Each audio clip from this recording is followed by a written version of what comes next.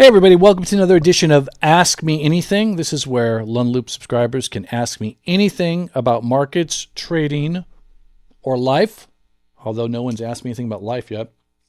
Today's question comes from Avanti 100. Avanti 100 says, I'm trying to learn. When you sold your positions a few weeks ago, I sold a lot, almost 75%, but I'm still losing money on this market correction. I'm a bit lost as to what I should have done.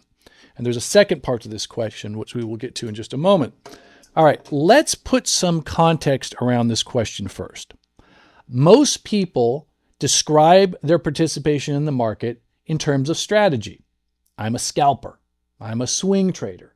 I'm a long-term investor. But for our purposes here in the Lund Loop, I don't think that makes sense. Instead, we should be describing our positions by strategy. And the reason we should be doing that is, well, it's one of the Lund Loop profit principles, because strategy dictates management. When you have an objective for a position, you match it with that strategy, and then management's pretty straightforward. Now, we don't always follow our management, but we can't say we don't know how to manage this position.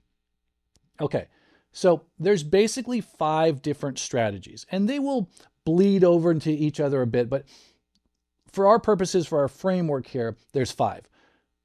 Scalping, day trading, swing trading, active investing, which I'll talk about in a second, and long-term investing. Each of these have their own set of parameters, and those parameters are speed, entry, attention, size, and duration. And all of those together equal risk. So what am I talking about? Well, let's start with one extreme, scalping. Speed, you got to be super fast when you're scalping. Price, you have to have exact entries and exits on scalping. Attention, you can't go get a cup of coffee while you have an open scalp trade because you could lose your ass. What else? Size, you're going to have a big size because you're looking for a very small move to make a profit. And then finally, duration, a few seconds to a few minutes. Let's go to the other end of the spectrum, long-term investments. Speed, not even a factor, because all you're doing is your dollar cost averaging, or you're buying a basket of stocks each month, or you're buying ETFs on the regular, or you're just putting money in your 401k. So speed is irrelevant. Price, that's irrelevant too, because all you're trying to do is get the best average price over time. What else? Attention. Do you need to pay attention to long-term investments? Not really. That's the whole purpose of passive investments. You don't have to pay attention to it. Size and duration. Generally speaking, long-term investments are in a portfolio. So size is going to be 2%, 3%, maybe 5%, but not enough so that if one stock goes to zero, you're going to mess up your whole P&L. And duration, we're talking years to decades. Okay, those are the two ends of the spectrum.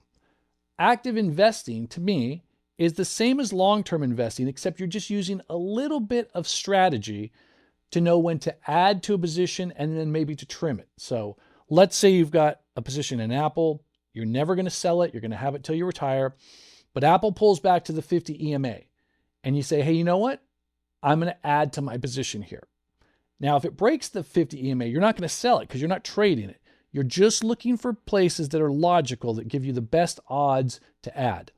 Now, let's say Apple gets way extended from the 50 EMA, or maybe like from the 8 EMA because it has some incredible 2-week run.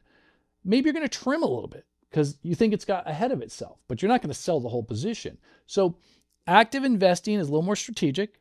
It's kind of like trading around a core position, but not quite. That leaves day trading and swing trading. Day trading, I generally define as 1 to 3 days. Sometimes a little bit more if the technicals support it. Swing trading, 3 days to 3 weeks, maybe a little bit more if technicals support it. Okay, so let's get some more context here. Let's go to the period of time that Avanti 100 was referencing, because I got my message here.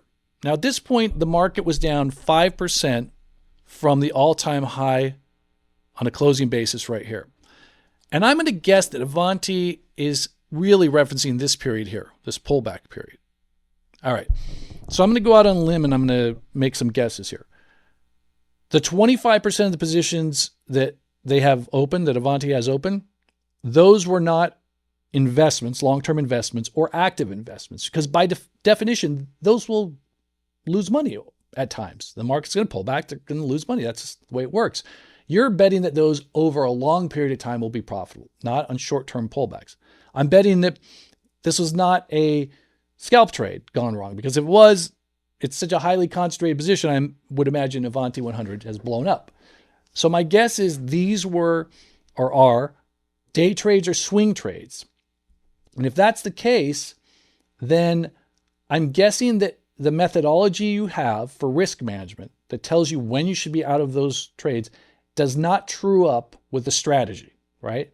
Does not true up with the day trading strategy, does not true up with the swing trading strategy. Now, there's another possibility, and that's that these positions had no strategy associated with them, and it happens, right? But my guess is that there's just not a robust strategy that said, here's when you should get out. Now, the question is, well, how do you create a strategy and a methodology? Hey, everybody, it's Brian. I just want to jump in here and let you know that the Black Friday sale is almost over. This is the biggest discount I give all year long, 50% off, and it is over tonight. So if you've ever thought about becoming a member of the Lund Loop community, now's the time to do it. So hit the subscribe button at the bottom of this email, become a Lund Loop subscriber, come back, watch the rest of this video, and I will see you in the trading room.